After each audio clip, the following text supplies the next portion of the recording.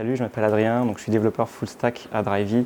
Développeur full stack, ça veut dire que je travaille à la fois sur tout ce qui est problématique back, donc logique métier, stockage, performance, et les problématiques front, donc les différents écrans, les interactions avec l'utilisateur en JavaScript, etc. Donc Drivey, c'est une application Rails.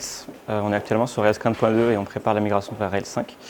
Et donc on utilise une stack plutôt standard, donc on est sur Heroku côté hébergement, ce qui nous permet de déployer de manière simple et de scaler en cas de problème. Niveau stockage, on est sur du MySQL 5.7, on a mis à jour récemment.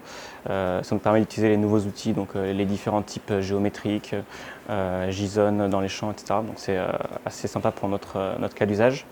Niveau front, on est plutôt sur, on n'a pas de framework à la React ou Angular, mais on est sur ES6 et on a un micro framework à nous. En fait, on a pas mal d'outils qu'on réutilise et ça correspond bien à notre utilisation. Sinon, on a pas mal d'outils internes pour déployer, pour la gestion des bugs, etc. Pas mal d'outils qu'on code nous-mêmes qui nous permettent de développer de manière assez efficace. Donc à Drivey, on est organisé par ce qu'on appelle des squads, c'est des sous-équipes dans l'équipe tech. Et donc en fait, chaque squad est habilité à travailler sur une partie du site en fonction un peu des différentes thématiques. Et donc quand on va développer une nouvelle fonctionnalité, c'est une des squads qui va prendre la feature. Et donc chaque squad a un product manager qui décide un peu l'orientation du produit, les évolutions, ce qui va être fait. Et donc généralement c'est un ou plusieurs développeurs, souvent c'est plutôt un développeur qui va travailler sur une feature. Et donc il y a toute une phase de développement, ensuite on va avoir une phase de test. Et généralement on essaie de déployer de manière assez rapide. Si on peut déployer par plusieurs bouts pour éviter les gros déploiements, c'est ce qu'on va faire.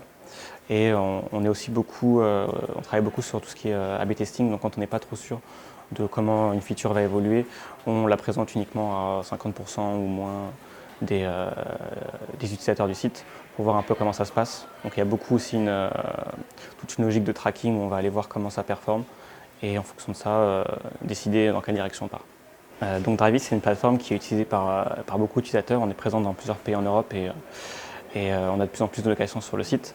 Et donc un challenge technique que ça entraîne, c'est de faire du code qui soit scalable et qui permette que la plateforme tienne le choc si on encaisse des passages télé ou